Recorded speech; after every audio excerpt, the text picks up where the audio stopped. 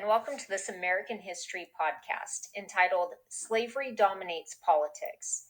In our last podcast, we learned how increasing tensions over the issue of slavery led to violence. In this podcast, we're going to learn how conflicts over slavery led to the creation of a new political party, the Republican Party.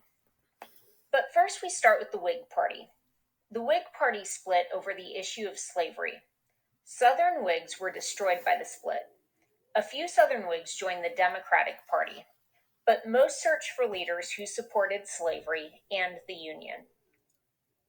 But the Northern Whigs, however, joined with other slavery opponents and formed the Republican Party. The Republicans quickly gained support in the North. Many Northerners blamed the Democratic Party for the violence in Kansas. And you may remember from the last podcast, Bleeding Kansas, and all the violence that took place there. In the 1856 presidential election, the Republicans nominated John C. Fremont, shown here.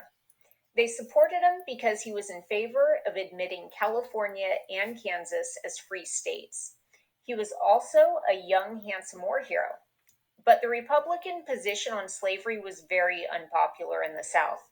Because of that, Fremont's name didn't even appear on the ballot there. All right, on your paper, besides writing your name on the top, make sure on the top line you write Slavery Dominates Politics.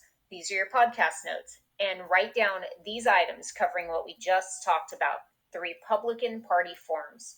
So hit pause now and hit play when you're ready to go.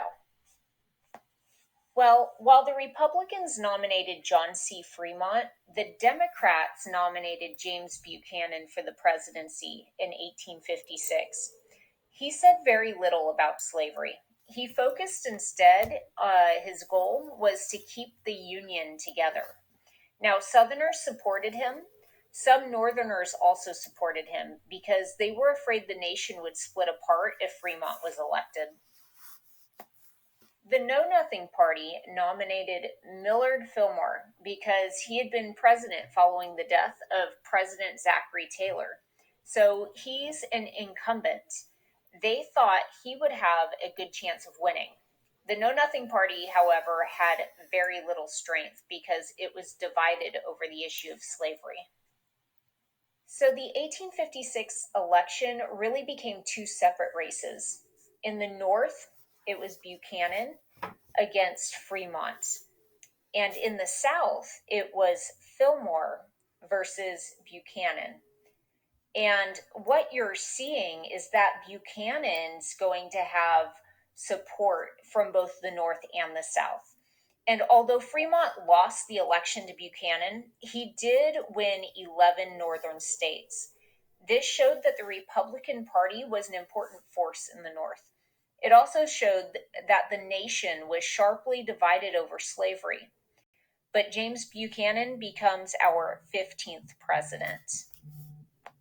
Here's a look at an electoral map from 1856, and you can see that the election was really divided geographically. And then you have poor Millard Fillmore. He pulls in just one state. That's tough luck. Okay, so in your notes, the election of 1856. Go ahead and write this down and hit play when you're ready to go. All right, so that brings us to a Supreme Court case. This is called the case of Dred Scott. Now, Dred Scott was a slave who had been taken by his master into free states. Scott claimed that being in free states had made him a free man. He sued for his freedom. His case, Dred Scott v. Sandford, reached the Supreme Court in 1856. The Supreme Court, under Chief Justice Roger B. Taney, ruled two things. First, Dred Scott is not a citizen, and because he's not a citizen, he can't sue. Now, that would be bad enough, but the court went even further. The court also ruled that slaves were property, and that's the worst thing that abolitionists wanted to hear at the time. As such, slaveholders' right to own slaves was now protected by the Constitution. Southerners, of course, supported the decision. Northerners, they looked to the Republican Party to stop this growing power of Southern slaveholders. Okay, so here's your notes. You know what to do. After the Dred Scott decision, The Republicans charged that the Democrats wanted to make slavery legal in all U.S. states and territories. Senator Stephen Douglas, a Democrat from Illinois, was one of their main targets. In 1858, Stephen Douglas ran for re-election to the Senate. Republican Abraham Lincoln ran against him. Lincoln and Douglas held a series of debates about the expansion of slavery. Lincoln argued that slavery should not be expanded. Douglas argued that voters in each territory should decide the slavery issue for themselves.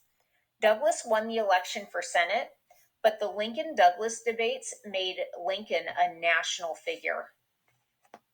All right, once again, here are your notes and you know what to do.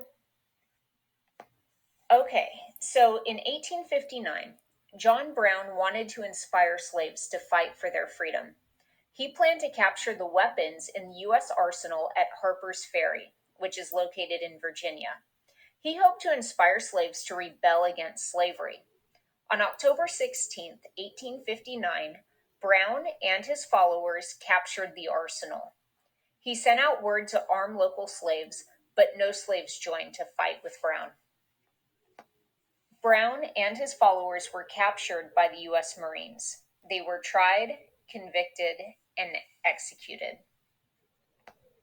Now, John Brown was praised in the North for his fight against slavery. Southerners were furious at the reaction of Northerners to Brown's execution.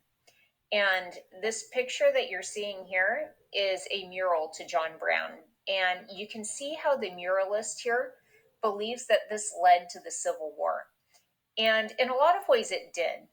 But you can see the Confederate flag and the Northern flag and the fighting that came about after John Brown's actions. All right, here's your last little section of notes. And there you go. Slavery dominates politics. In this podcast, we learn how conflicts over slavery led to the creation of a new political party. The Whig Party splits, it falls apart, the Republican Party comes into being, loses its first run at the presidency, but does well enough to continue along. We learned about the 15th president, James Buchanan, a Supreme Court case, that's the Dred Scott case, Lincoln-Douglas debates, and a Northern hero, John Brown, who was executed after being convicted of treason. Hey, if any part of this hasn't helped, write down any questions and make sure you bring them to class, or bring them to me during my office hours. Have a great day.